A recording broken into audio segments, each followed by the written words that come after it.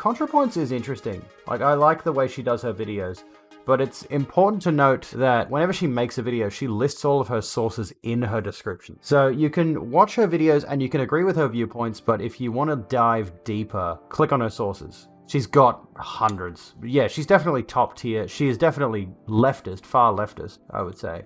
But she makes bloody good points. Same with Ollie. Yeah, Oliver Thorne is good too. There are people, I think, on the far left who disagree with the things that she said and done. Like, for example, if you watch Cancelling, which is like an hour and 40 minutes, by the way, she talks about how she got cancelled because she used Buck Angel in a video for like 10 seconds. And I think that's the kind of people you're dealing with, is like people who will take one tiny thing. They'll have issues with it because she's helping trans and cops to it. Exactly. That's a big thing. I'm not going to lie. I've been looking at a lot of transgender related sites, parts of Reddit, and there's a recurring theme of self-loathing, which I deal with for a number of reasons. There are some issues with him for that one video that she did where she used a voice line from him. But yeah, I think overall, the way she handles topics is well executed, but it's definitely worth considering the fact that she is an entertainer and that everything she says and does is for entertainment's sake. So while she does use a lot of sources and while she does put together her viewpoints well and illustrates them in a profound and educational way, like with any essay, like with any sort of thing, you should look at the sources and really get a more expanded viewpoint on certain issues. I don't know who Harris is. I know of Lindsay Ellis. I haven't watched any of her videos. Which one's Harris? Not Sam Harris, I hope. He turned into a bit of a dickhead. What flavor sauces? Sweet and sour. Oh, H-Bomber guy. I know of him. Isn't he the one who did like a 4-hour video on something recently?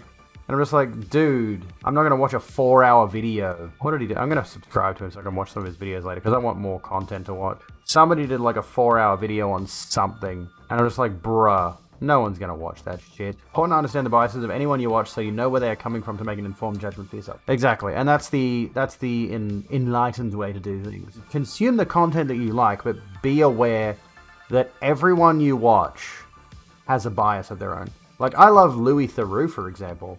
His documentaries are incredible, but again, I am well aware of the fact that he has his own biases when he does things. The source of sell to Ben fucking Aquaman.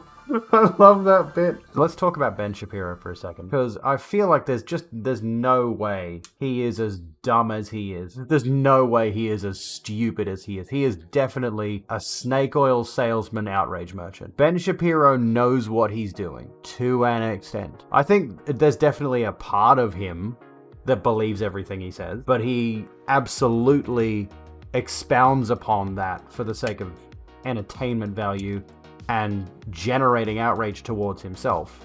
People get angry at Ben Shapiro, and then he's got more reason to do more content because it's still getting eyes on him. People will support him for the meme of it, which is exactly the reason Donald Trump became president. Buck Angel has been utter shit to non-binary people on Twitter, blaming them for their mistreatment, and holds very trans-medicalist views, which is not the way to go. I know that people generally don't like Buck Angel, but another thing mentioned in the cancelling video is that Natalie says she's had some positive interactions with him, and yet can still, like, this is an important thing, you can have a positive relationship with somebody and still disagree with their viewpoints, which is entirely antithetical to how I would feel towards Joanne Rowling, for example, because she's a stupid cunt with 14.3 million followers. When you were in middle school, you used to be the same line of thinking of Ben Shapiro. You think he genuinely believes the things he says. Actually, like, let's go. I could have a moment of introspection here. Before I came out, there was a period a while back, let's just say 2014, 2016, where I was probably, without realizing it, pretty transphobic myself. But it was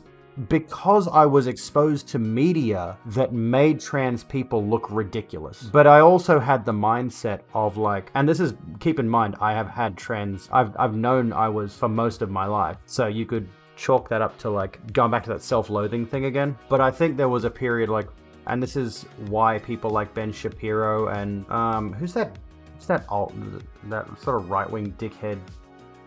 There's a number of those. I guarantee one of you knows who I'm thinking of. The guy who's in that meme that for Change My Mind. That guy. What's his fucking name?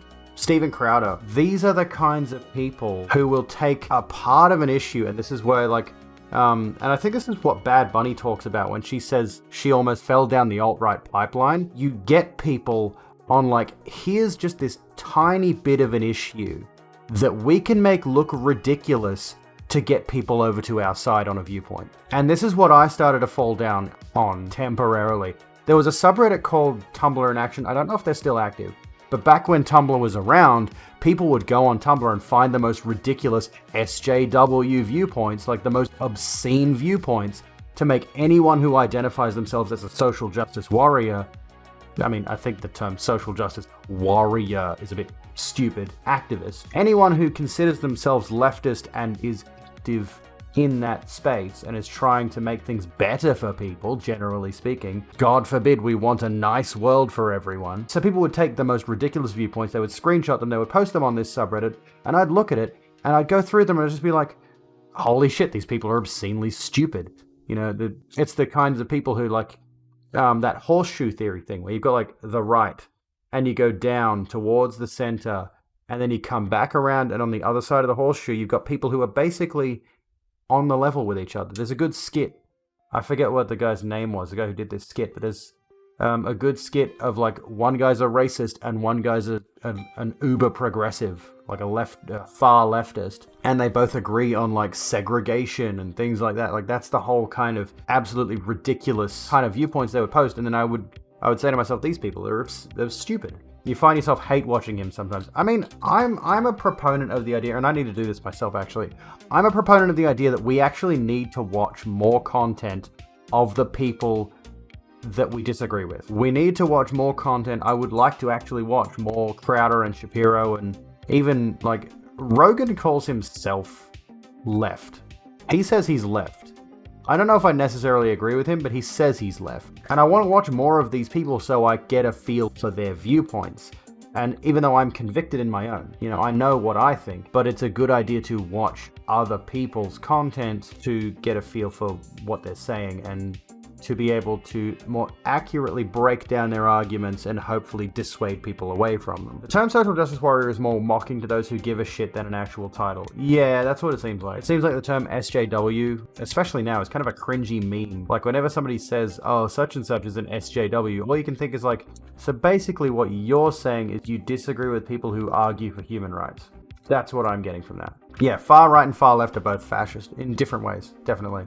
They definitely seem like they skew in both directions because both of them essentially want to kill each other. They would like to kill the dissidents to have their own perfect society.